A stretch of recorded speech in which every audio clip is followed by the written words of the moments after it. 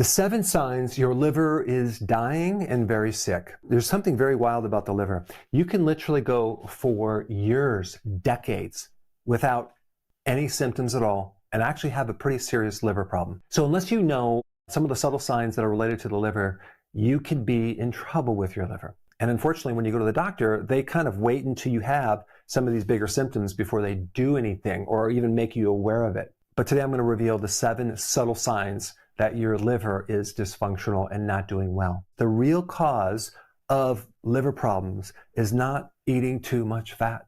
It's not drinking too much alcohol, and it's definitely not toxins, okay? And I used to believe that. I used to be the king of detoxing. I did every single detox underneath the sun. It never did anything for my liver. It actually made me sicker. I would end up in bed for 2 weeks with some infection. The liver is the hardest working organ of the entire body. It works 24/7. It's the only major internal organ that can completely, 100% regenerate, even if 70% of that liver is destroyed or removed. All right, let's get into these signs right now. Number 1, waking up between 2 and 3 a.m. I was teaching people for years that this was an adrenal problem.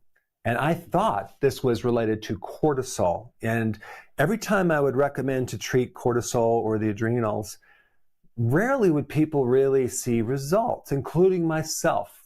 I thought I had an adrenal problem. I kept treating it. And it took many, many years to really even see any change. And that is because the real problem is not the adrenal. It's the liver. Remember I told you that the liver releases the stored glucose all night long to feed the brain so everything is happy and you can sleep? Well, guess what? If the liver is dysfunctional, you are going to have excessive blood sugar swings, okay? And since the liver makes a lot of sugar, it's going to go up. Eventually, it's going to come down, okay?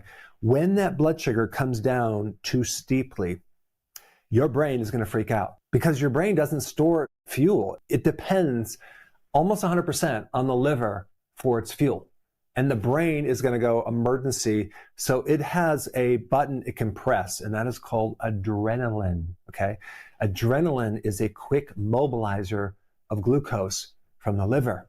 And so it's going to mobilize the glucose so the brain can have energy. But in the meantime, adrenaline is a stress hormone. It's going to wake you right out of bed between 2 and 3 a.m. You wake up fully awake, way more awake than you are during the day. And like, what's going on?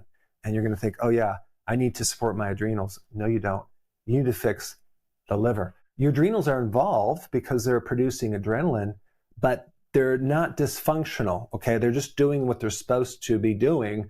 The real problem is in the liver. And this is why it's so important to correct the real problem. Sign number 2 is right shoulder pain. Right up through here, all up to my neck. Oh my gosh, I didn't know what this was. This is a classic liver problem.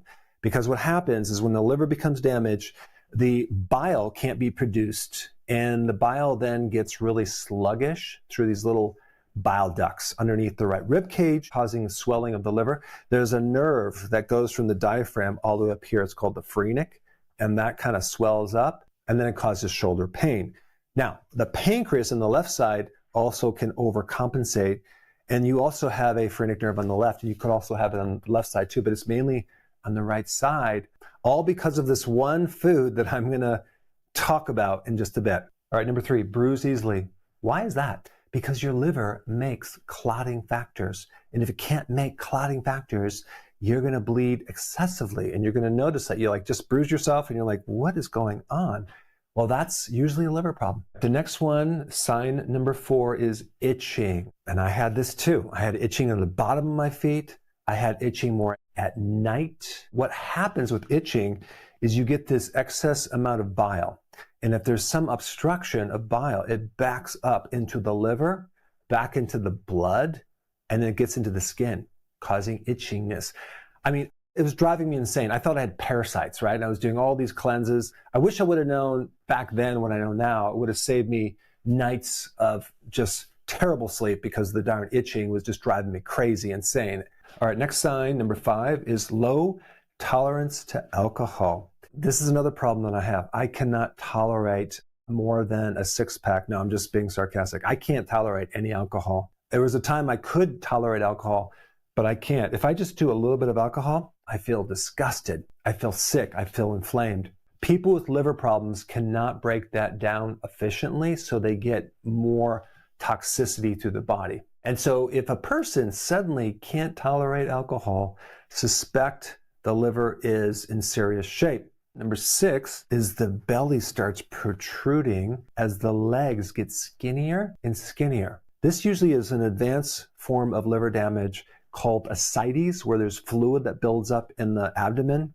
It's not actually fat. You can actually tap one side of the abdomen and it will ripple on the other side. Sometimes people have to go in to get it drained, and then it comes right back within a week. They have to keep draining it out.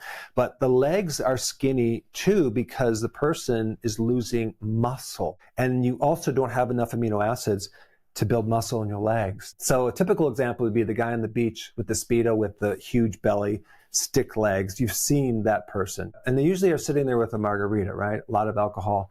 And that's a classic problem with advanced liver issues. Last one, number 7, is your brain gets very irritated because you're not able to break down protein effectively, and you're getting a backup of ammonia.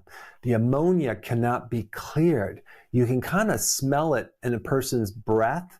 And even sometimes when you go into a nursing home, when I would work in nursing homes taking x-rays, I would walk through and I'd be like, I just smell ammonia. That is a liver situation. It has a certain distinct smell. But the problem is that goes to the brain and it really affects the cognitive function. The person's personality can change. They get highly irritable, angry easily. They have a short fuse, brain fog. They can't focus. But other than that, they're perfectly fine. And I'm being sarcastic. Okay, now I want to share something with you that's just mind-blowing, okay? A person has the potential to go from a very severe damaged liver to a normal liver within weeks by just avoiding one food, okay? You ready for this? It's sugar, but it's a hidden sugar, okay? It is called industrial starch. Now, what is industrial starch? It's all the hidden sugar in all the junk foods, okay? They make it usually from cornstarch. So what really exploded in the 70s was the conversion of corn into flour and all these other things. I mean, they can make gasoline, ethanol from corn, right? Well, they can make glucose from corn, synthetic sugar from corn, synthetic starch from corn, and the scaling of fast food to give you these cheap thickeners and fillers, because that's really what it is. It's a filler, okay? And the average person consumes literally 200 pounds of this stuff per year. I mean, just check this out. Maltodextrin on the glycemic index is way above sugar, okay? Sugar is like 75. Then you have glucose, which is 100. But maltodextrin goes between 140 to 180. And it's not even classified as a sugar. And this is why people who've never even had one drop of alcohol on their lips can develop a fatty liver or even advanced cirrhosis. It's coming from something else. All right, so now let's show you how to fix it. Number 1, stop snacking, especially on carbohydrate snacks. If you go in the grocery store, there's entire aisles of these snacks. We have sugar, starch, and also just eating too many frequent foods will increase insulin. So every time you eat, you spike insulin.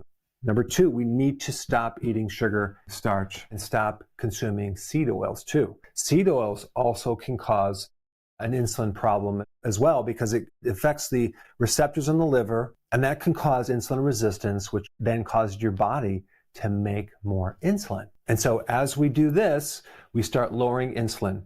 What do we replace it with? High quality protein, animal protein, meat, fish, eggs, cheese. Vegetables have phytonutrients. They have potassium, folate, vitamin C. A lot of people do better with fermented vegetables and cruciferous vegetables. A really good salad that I consume is arugula as my lettuce green. Sometimes I'll do romaine and sometimes a spring mix, but arugula takes it to the next level because that'll increase nitric oxide, good for the heart, but it's also a little bitter and it's good for your liver. Radish is really good for your liver. Dandelion greens, Swiss chard, kale, good for the liver. Now, the other thing that's interesting, number 4, is you ever notice when you don't sleep, you feel hungry or you want to snack more because you're increasing cortisol?